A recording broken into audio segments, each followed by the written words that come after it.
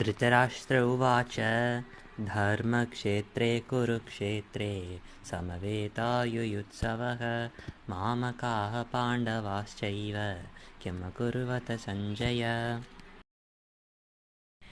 பகவத்கீதை முதல் சாப்டர் அர்ஜுன விஷாத யோகம். முதல் ஸ்லோகம் திருதராஷ்டிரர் என்ன சொன்னார் அப்படின்றதோடு ஆரம்பிக்கிறது. தன் தேரோட்டி சஞ்சயன்கிட்ட கேட்குறார், குருக்ஷேத்திரத்தில் என்னுடைய பசங்களும் பாண்டுவோட பசங்களும் என்ன பண்ணார்கள் அப்படிங்கிறார். அந்த குருக்ஷேத்திரம் அது தர்மக்ஷேத்திரம், அதாவது கெட்டவாளையும் நல்லவாளாக மாற்றுற இடம் அது. அப்போது என்னுடைய பசங்களுக்கு நல்ல மனசு மாறிடுமோ, அப்படி மனசு மாறிட்டு அவளுக்கு ராஜ்யம் கிடைக்காது, அப்படி தான் அவரோட மனசு எண்ணின்னு இருக்கு.